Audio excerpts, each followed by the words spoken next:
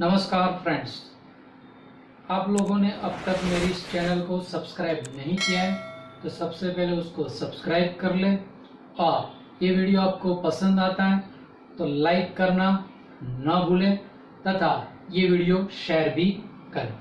आज हम chapter number 7 क्रमचय and संचय परम्यूटेशन एंड कॉम्बिनेशन के बारे में पढ़ेंगे।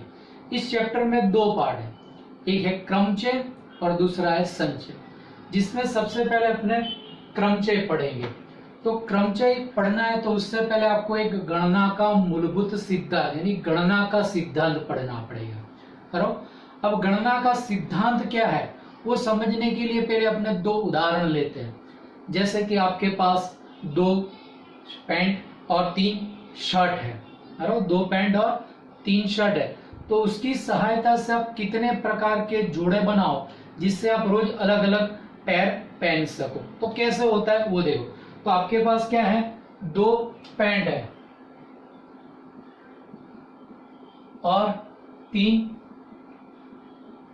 शर्ट्स है, तो इसको कितनी तरीके से आप पहन सकते हो अलग अलग प्रकार से। तो देखो, तो 2 पैंट है उसको मैं P1 और P2 कहता हूं। तो देखो, पैंट को आपने कहा P1 और दूसरे पैंट को कहा P2। तो ये P1 पैंट के साथ 3 शर्ट है, तो 3 में से कोई भी एक पहन सकते हो। तो शर्ट को S1 S2 कहेंगे, तो S1 ये S2 ये S3। तो P1 शर्ट के साथ S1 S2 S3 में से कोई भी एक शर्ट पहन सकते हो, तो यानी ये 3 प्रकार से पहन सकते हो। इसी तरह P2 शर्ट है, P2 पैंट, तो P2 पैंट के साथ भी ये तीनों शर्ट पहन सकते हो। तो S1 S2 और S3।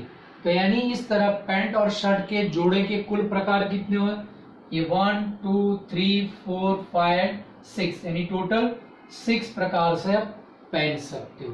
क्लियर हो गई चीज। अब एक दूसरा एग्जांपल देखते हैं। आप किस स्कूल में जाते हो तो स्कूल में स्कूल बैग होता है, लंच बैग्स होता है और वाटर बैग होती है, पानी की बोतल। तो ये तीनों है, उसको आपको कैसे ले जाना है। तो मान लो कि आपके पास 2 बैग्स है, 2 बैग है, 3 लंच बॉक्स है और 2 फिर से आपके पास पानी की बोतल है। तो ये बैग, लंच बॉक्स और पानी की बोतल वो आप कितने तरीके से स्कूल में ले जा सकते हैं तो वो देखते हैं। तो चलो, आपके पास 2 बैग है, 2 बैग में से कोई भी एक बैग का आप चयन कर पाओगे तो उसको B1 B2 कह देते। तो पहली बैग को हमने कहा B1, दूसरी बैग को कह दिया B2। अब 3 लंच बॉक्स है, तो B1 बैग के साथ ये 3 में से कोई भी एक लंच बॉक्स ले जा सकते हो, तो उसको अपने कहते हैं L1 L2 और L3, ये 3 लंच बॉक्स। सेम इसी तरह B2 के लिए भी ये तीनों लंच बॉक्स में से कोई भी ले जा सकते हो। तो यहाँ पे आएगा L1 L2 एंड L3, यानी ये B1 के साथ ये 3 में से कोई भी एक लंच बॉक्स ले जा सकते हो। अब पानी की बोतल 2 है, तो दोनों में से कोई भी एक ले जाओ। पानी की बोतल को अपने W कहते हैं। तो देखो, ये L1 के साथ 2 बोतल में से कोई भी एक बोतल ले जा सकते हो। तो इसके लिए है आपके पास पानी की बोतल W1 W2। इसी तरह B1 L2 के साथ पानी की बोतल W1 W2। इसी तरह L3 के साथ भी 2 पानी की बोतल W1 एंड W2। अब B2 बैग के साथ लंच बॉक्स आ गए L1 L2 और L3। अब उसको अपने वाटर बैग के साथ जोड़ देते हैं। देखो, इसके लिए 2 water bag W1 W2, L2 के साथ भी 2 वाटर बैग W1 W2 और L3 के साथ भी 2 वाटर बैग है आपके पास W1 एंड W2। तो यानी एक बैग, एक लंच बॉक्स और एक वाटर बैग ले जाने के कुल भिन्न प्रकार कितने होते हैं, तो देखो आपके पास यहाँ पे कुल प्रकार कितने हो रहे हैं, यहाँ पे ये 1, ये 2, 3, 4, 5, 6 B1 के आधार पे, दूसरे 6 B2 के आधार पे, तो 7, 8, 9, 10, 11 एंड 12। तो टोटल 12 प्रकार से ये बैग, बॉटल और लंच बॉक्स ले जा सकते हैं। तो यहाँ से आपकी गणना का मूलभूत सिद्धांत आपके पास आता है।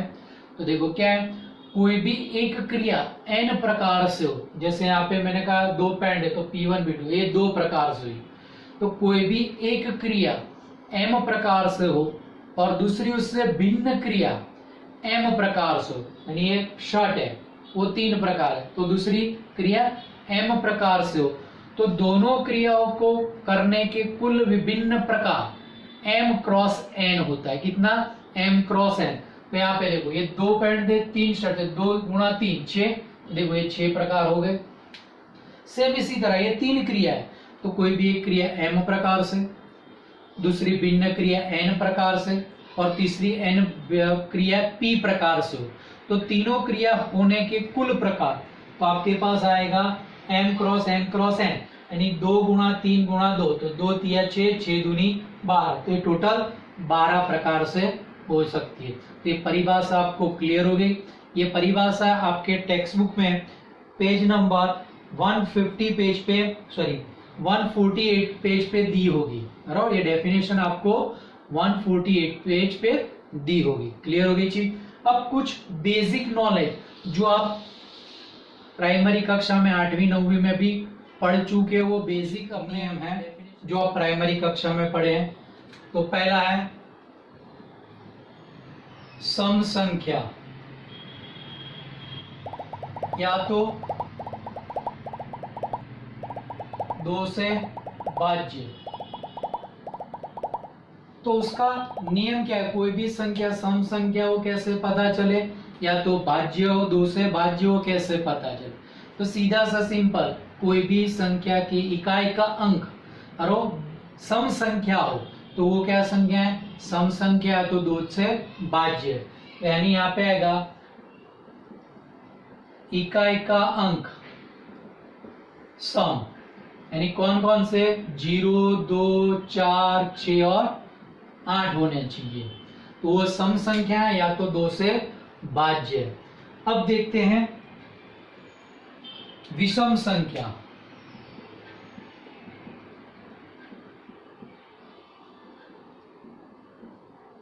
तो विषम संख्या तो कैसे पता चले कि इकाई का अंक क्या होना चाहिए, विषम होना चाहिए। तो यहाँ पे इकाई का अंक विषम, यानी 1, 3, 5, 7 और 9 होना चाहिए। क्लियर हो गई चीज। अब 4 से भाज्य का नियम देखते हैं। 4 से भाज्य, तो कोई भी संख्या 4 से भाज्य हो कैसे पता चले, तो कोई भी संख्या है उसके आखिरी के 2 अंक यदि 4 से भाज्य है तो दी गई संख्या 4 से भाज्य। तो नियम बनेगा संख्या के अंतिम 2 अंक यदि 4 से भाज्य तो दी गई संख्या 4 से भाज्य है। क्लियर हो गई चीज, यानी 4 से भाज्य में ये नियम है। और दूसरी चीज, जो संख्या 4 से भाज्य है वो सम संख्या भी है और 2 से भी भाज्य है। क्लियर। अब देखते हैं 5 से भाज्य। 5 से भाज्य, तो 5 से भाज्य का नियम क्या है कि जिस संख्या का इकाई का अंक 0 अथवा 5 हो, बराबर, तो यानी इकाई का अंक 0 अथवा 5, तो वो संख्या 5 से भाज्य है। अब देखते हैं 10 से भाज्य। तो 10 से भाज्य, तो उसका नियम क्या है कि भाई इकाई का अंक क्या होना चाहिए, शून्य होना चाहिए। तो इकाई का अंक शून्य, तो जो संख्या 10 से भाज्य है वही संख्या 5 से भाज्य भी होगी, क्योंकि यहाँ पे इकाई का अंक शून्य है इसलिए। अब देखते हैं 3 से भाज्य, करो 3 से भाज्य। तो 3 से भाज्य के लिए नियम क्या है कि जो भी संख्या है उनके सभी अंकों का योग यदि 3 से भाज्य है तो दी गई संख्या 3 से भाज्य है। तो यहां पे आएगा अंकों का योग यदि 3 से भाज्य हो तो दी गई संख्या 3 से भाज्य है। अब देखते हैं 9 से भाज्य। तो 9 से भाज्य का नियम भी है 3 के भाज्य जैसा ही है। तो देखो 9 से भाज्य, तो 9 से भाज्य तो फिर से वही कि अंकों का योग यदि 9 से भाज्य है वो तो दी गई संख्या 9 से भाज्य है। हो गया क्लियर? यानी जो संख्या 9 से भाज्य है वो 3 से भी भाज्य है, क्योंकि 9 वो आप 9 को आप 3 से भाग दे सकते हो। तो क्लियर हो गई चीज। तो ये आपके बेसिक नॉलेज जो आप पढ़ चुके हैं, जो आगे आपको सवालों में भी जरूरत पड़ेगी। क्लियर हो गई चीज। अब दूसरी, अब यहाँ पे अंकों के भी सवाल आएंगे। तो कोई भी अंक संख्या बनानी है तो मूलभूत अंक अपने पास कितने होते हैं? 10। कौन कौन से? तो 0 से लेके 9। क्लियर हो गई? 0 से लेके 9। दूसरे 2 प्रकार के वर्ड्स यहाँ पे आएंगे। एक वर्ड है भिन्न संख्याएं, या तो भिन्न प्रकार, या तो होगा पुनरावर्तन की अनुमति नहीं है। तो पुनरावर्तन की अनुमति नहीं है, भिन्न। ये दोनों का मतलब है कोई भी चीज आपने एक बार यूज कर ली है उसको आप दोबारा यूज कर सकते नहीं। ये चीज दिमाग में रखना, जो चीज एक बार यूज कर ली है वो आप दोबारा यूज कर सकते नहीं है। और पुनरावर्तन के साथ या तो पुनरावर्तन की अनुमति है तो उसमें जो भी अंक आपने यूज किया है वो फिर से यूज कर सकते हो। और ये अंकों का कोई भी सवाल है तो सवाल में जो भी शर्त दी हो वो शर्त की गणना पहले करने की, बाद में अपने पुनरावर्तन के साथ है कि पुनरावर्तन के बिना, वो ध्यान में रखना है। यदि पुनरावर्तन के साथ है तो कोई भी शर्त का काम कंप्लीट करने के बाद जो भी स्थान बचे होंगे वो सभी स्थान पे टोटल जितने अंक है उतने रख देने हैं। क्लियर? और पुनरावर्तन के बिना है तो आपके पास शर्त की काम गणना कंप्लीट करने के बाद जितने खाने बचे हो या तो जितने भी स्थान बचे हो उसमें कम कम करते जाना होगा। ये चीज आपको सवालों में ज्यादा पता चलेगी। तो अपनी पहली एक्सरसाइज जो है वो ये गणना के मूलभूत सिद्धांत के आधार पे है। तो अपने वो प्रश्नावली 7.1 देखते हैं। बाकी एक्सरसाइज 7.1 जिसका फर्स्ट क्वेश्चन है, देखो टेक्स्ट बुक साथ में रखना है तो आपको ज्यादा पता चले। करो क्वेश्चन आपके पास दिए अंक 1, 2, 3, 4 और 5। कौन कौन से अंक दिए? 1, 2, 3, 4, 5। ये 5 अंकों की सहायता से 3 अंक की, कितने अंक की बनानी है? 3 अंक की। करो कितनी संख्याएं बनाई जा सकती है? और उसमें भी 2 पार्ट है। पहले पार्ट में क्या है? पुनरावर्तन की अनुमति है। तो क्या है? पुनरावर्तन की अनुमति है। तो अपने वो फर्स्ट पोर्शन में देखते हैं। तो फर्स्ट पुनरावर्तन के साथ, और दूसरे में कहा है पुनरावर्तन की अनुमति नहीं है, यानी पुनरावर्तन के बिना। तो अपने सेकंड में देखेंगे पुनरावर्तन की बिना। क्लियर। अब ये दो सवाल आप जल्दी से समझ लोगे तो आगे सवालों में दिक्कत नहीं होगी और आप सरलता से समझ पाओ। अब अपने को कितने अंक की बनानी है? 3 अंक की। तो सबसे पहले 3 अंक का बॉक्स बनाओ। तो 3 अंक का बॉक्स बना लेते हैं। यहाँ पे भी 3 अंक का बॉक्स बना लो। क्लियर। अब यहाँ पे कोई शर्त नहीं है। शर्त यानी किससे भाज्य है, ये इतना उसका भाज्य है, विभाज्य है, ऐसा कोई सवाल हो तो शर्त होती है। बराबर। तो यहाँ पे कोई शर्त देनी है। दूसरी 3 अंक की बनानी है, इसमें कोई जीरो भी नहीं है। जीरो होता तो शर्त लग जाती, क्योंकि आप ये क्या है, इकाई, दहाई और सैकड़ा। तो सैकड़े के स्थान पे जीरो नहीं रख सकते थे। जीरो रखोगे तो संख्या 2 अंक की हो जाती है, लेकिन अपने सवाल में जीरो दिया नहीं है तो कोई शर्त नहीं है। अब ये सवाल में क्या कहें, पुनरावर्तन के साथ। पुनरावर्तन के साथ तो सभी बॉक्स में अपने कितने अंक हैं? 5। तो सभी में 5 5 5 5 रखा जाएगा, क्योंकि एक बार यूज किया वापिस यूज कर सकते हैं। तो यानी ये 5 में से कोई भी अंक इकाई स्थान पे रखो। पुनरावर्तन की अनुमति, इसलिए कोई भी अंक कम नहीं होगा। तो दूसरे स्थान पे भी आप 5 रखोगे और तीसरे स्थान पे भी 5 रखोगे।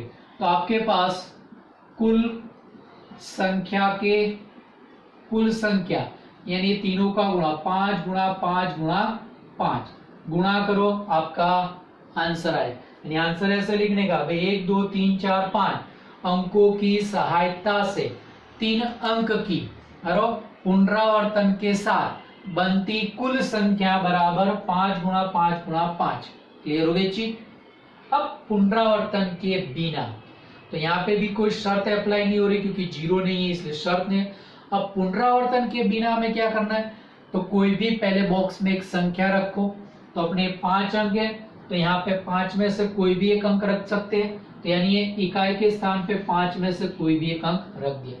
अब यहाँ पे पुनरावर्तन की अनुमति नहीं है, तो अब क्या करने का, एक एक कम करते चलने का। तो यहाँ पे 5 है, तो ये आएगा 4, ये आएगा 3। क्लियर हो गई चीज। तो देयरफॉर यहाँ पे लिखना क्या होगा आपको, 1 2 3 4 5 अंकों की सहायता से 3 अंक की कुल भिन्न। अब भिन्न शब्द लिख दिया तो पुनरावर्तन के बिना लिखने की जरूरत नहीं है। फिर से देखो, 1 2 3 4 5 अंकों की सहायता से 3 अंक की कुल भिन्न संख्याएं बराबर 3 गुणा 4 गुणा 5। ये गुणा करो, आपका आंसर आ जाएगा। क्लियर हो गई चीज। तो ये पहला सवाल आपको समझ में आ गया। अब अपने दूसरे सवाल में चलते हैं, उसमें आपके पास शर्त के साथ। चलो दूसरे सवाल में आपको कहा है अंक 1 2 3 4 5 6 की सहायता से। तो यहाँ पे टोटल अंक दिए 1 से 6 की सहायता से 3 अंकीय सम संख्या। तो 3 अंक की सम, यहाँ पे शर्त आ गई सम की। क्या शर्त आई, सम अंक के बनानी और अंकों की पुनरावृत्ति की जा सकती, यानी पुनरावर्तन के साथ है। क्या है, पुनरावर्तन के साथ। क्लियर हो गई। तो यहाँ पे एक शर्त है, तो पहले शर्त का काम करने का, फिर ये पुनरावर्तन के साथ का करने का। तो देखो, तो 3 अंक की बनानी है, तो पहले 3 अंक का बॉक्स बना लेते हैं। अब आपको क्या है, सम संख्या। सम संख्या बनानी है तो अपने जानते हैं कि इकाई का अंक क्या होना चाहिए, सम। तो आप कौन से सम अंक लेने के, अपने सवाल में दिए वो लेने के। अपने जानते हो नहीं कि भाई इकाई के स्थान पे 0 2 4 6 8 होने चाहिए तो सम संख्या, वो नहीं। सवाल में जो अंक दिए उसमें से सम अंक लेने। तो अपने सवाल में क्या दिया, 1 से 6। तो यहाँ पे 1 से 6 की सम अंक कौन आ जाएंगे, तो ओनली 2 4 और 6, ये 3 में से कोई भी रखोगे तो ही सम संख्या होगी। तो यानी इकाई का स्थान आप 3 प्रकार से भर सकते हैं। तो ये आपका शर्त का काम पूरा हो गया।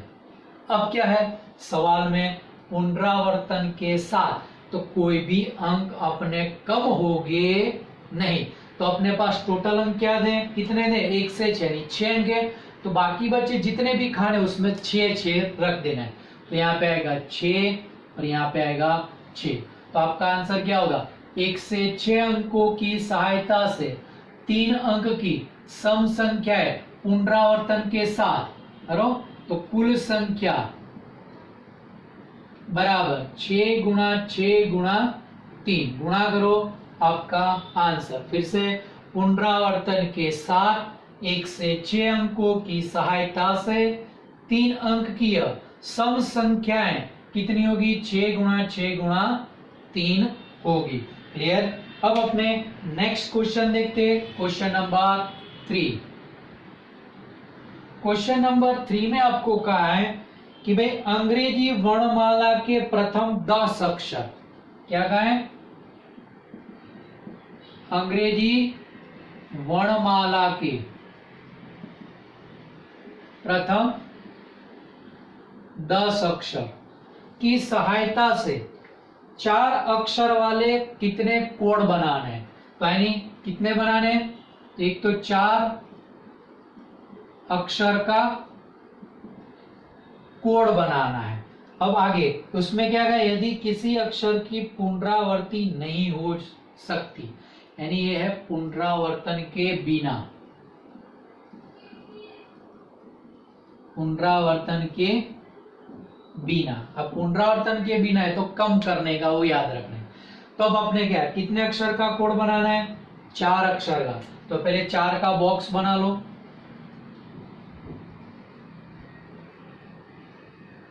4 का बॉक्स बन गया। अब यहाँ पे कोई शर्त नहीं है, कोई भी लेटर कहीं पे भी रख सकते हो। यहाँ पे अर्थ, शब्द का अर्थ हो या ना हो उससे कोई मतलब नहीं है। तो यानी अब प्रथम 10 अक्षर, यानी अपने पास टोटल लेटर कितने, 10 है, A B C D S है, टोटल 10 लेटर है, जिसकी मदद से आपको स्पेलिंग बनाना है। अब वो कोई भी मीनिंग हो उससे कोई मतलब नहीं है। अब शर्त कहीं पे आएगी नहीं, तो टोटल लेटर 10 है, तो यहाँ पे मैंने रख दिया 10। अब पुनरावर्तन के बिना है तो कम करते चलो, तो 10, 1 कम किया 9, 1 कम किया 8, 1 कम किया 7। क्लियर हो गई चीज आपके पास। तो अब आपका आंसर क्या बनेगा, अंग्रेजी वर्णमाला के प्रथम 10 अक्षरों की सहायता से 4 अक्षर वाले कुल भिन्न कोड, कुल भिन्न कोड, यानी 10 गुणा 9 गुणा 8 गुणा 7, इनका गुणा करो, आपका आंसर आ जाएगा। फिर से एक बार, क्या है, अंग्रेजी वर्णमाला के प्रथम 10 अक्षर की सहायता से 4 अक्षर वाले कुल भिन्न कोड बराबर 10 गुणा 9 गुणा 8 गुणा 7। अब आपका क्वेश्चन नंबर 4 देखते हैं। क्वेश्चन नंबर 4 में क्या है, 0 से 9 तक के अंकों का प्रयोग करके। तो आपके पास है अंक 0 से 9 अंकों का प्रयोग करके 5 अंकीय टेलीफोन नंबर बनाना है। तो आपको कितने अंक का नंबर बनाना है, तो 5 अंकीय टेलीफोन नंबर बनाना है, और प्रत्येक नंबर 67 से प्रारंभ होता हो और कोई भी अंक एक बार से अधिक नहीं आता है, यानी पुनरावर्तन के बिना है। क्या है, पुनरावर्तन के बिना 5 अंकीय बनाए पुनरावर्तन के बिना। और एक कंडीशन यहाँ पे क्या दी है कि कोई जो भी टेलीफोन नंबर है वो 67 से शुरू होना चाहिए। तो पहले तो अपने 5 अंक का बनाए, तो पहले 5 अंक का बॉक्स बना लेते हैं, 1 2 3 4 और 5 अंक का बन गया। अब कंडीशन क्या दी थी, 67 से प्रारंभ होने वाले। तो ये प्रथम 2 स्थान पे, ये पहले स्थान पे 6 आना चाहिए, दूसरे स्थान पे 7, करो, यानी यहाँ पे मैं लिख सकता हूं ओनली 6 और यहाँ पे ओनली 7। तो 6 खाली यहाँ पे रखना है, तो यहाँ पे रखने के प्रकार 1, यहाँ पे ओनली 7 तो रखने के प्रकार 1। अब शर्त का काम पूरा हो गया। अब दूसरा, पुनरावर्तन के बिना किन अंकों की सहायता से, 0 से 9, 0 से 9 यानी कितने अंक हुए 10, क्योंकि 1 से 9, 9 और 0 10 अंक हुए। हमने कितने बॉक्स भर दिए 2, यानी 6 और 7 यूज हो गए, तो 10 में से 2 चले गए, कितने बचे 8। अब बाकी के आने में 8 और पुनरावर्तन के बिना है तो एक एक कम करते लिखेंगे। तो यहाँ पे आएगा 8 7 6। क्लियर। अब आपका आंसर क्या लिखना होगा कि 0 से 9 अंकों की सहायता से 67 से शुरू होने वाले, और क्या 0 से 9 की सहायता से 67 से शुरू होने वाले 5 अंकीय कुल भिन्न टेलीफोन नंबर, और कुल भिन्न telephone number is equal to 1 into 1 into 8 into 7 into 6। ये गुणा करो, आपका आंसर आ जाएगा। क्लियर हो गई चीज। चलो अब एग्जाम्पल नंबर 5, वो आपका 10वीं का कक्षा का है। और एग्जाम्पल नंबर 5 क्या है, आपकी 10वीं कक्षा। अब सवाल में ऐसा है कि एक सिक्के को 3 बार उछाला जाता है। क्या, एक सिक्के को 3 बार उछाला जाता है और परिणाम अंकित कर लिया जाते हैं, तो परिणामों का संभव संख्या क्या है। तो अपने जानते हैं एक सिक्के को उछालो तो चत या तो पट, यानी 2 प्रकार, दोबारा उछालना है तो भी 2 प्रकार, तीसरी बार उछालो भी 2 प्रकार, तो कुल प्रकार तो सबका गुणा करना है। तो अब आपका आंसर सीधा लिख देते हैं यहाँ पे कि भाई एक सिक्के को 3 बार उछालने पर मिलते कुल परिणाम इज इक्वल टू पहली बार का 2, दूसरी बार का 2 और तीसरी बार का 2, तो टोटल आपके पास गुणा करोगे तो कितना हो जाएगा 8 हो जाएगा। क्लियर। अब आपका आखिरी क्वेश्चन, क्वेश्चन नंबर 6 देखते हैं। तो देखो क्वेश्चन नंबर 6 क्या है कि भिन्न भिन्न रंग के 5 झंडे दिए हुए हैं, यानी आपके पास 5 कलर के झंडे, ना लाल पीला नीला ऐसे हरा, ऐसे 5 कलर के झंडे दिए, और क्या है इनमें से कितने विभिन्न संकेत बनाए जा सकते हैं। यानी 5 की सहायता से आपको एक संकेत बनाना है, कोडिंग करनी है, लेकिन क्या है उसमें शर्त दिए यदि प्रत्येक संकेत में 2 झंडे होने चाहिए, यानी इन शॉर्ट 2 कलर वाला आपको झंडा बनाना है। तो 2 कलर वाला झंडा बनाना है, तो देखो तो 2 कलर, ये एक कलर वाला, ये दूसरा कलर, ये 2 झंडे हो गए। और कहा है कि प्रयोग की आवश्यकता पड़ती है, बराबर 2 झंडों को एक दूसरे के नीचे रख के कोडिंग बनाना। तो इसका मतलब क्या हो कि एक कलर का झंडा यूज कर लिया है, वो आप वापिस यूज कर सकते नहीं है। तो आपके पास कुल झंडे कितने हैं 5 है, तो यानी ऊपर के स्थान पे मैं रखूं 5, 5 में से कोई भी एक कलर का, यानी प्रकार कितने हो 5, तो 5 में से एक कलर यूज हो गया, पुनरावर्तन के बिना जैसा हुआ सवाल। तो अब एक कम कर दो तो क्या हो गया 4। तो क्लियर हो गई चीज आपके पास। तो यानी 5 भिन्न रंग के झंडों की सहायता से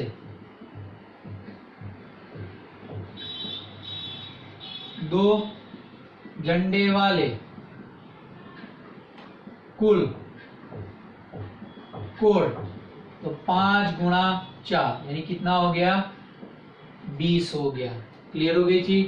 तो ये आपको समझ में आया होगा। Thank you. बाकी का टॉपिक अपने नेक्स्ट एपिसोड में देखेंगे।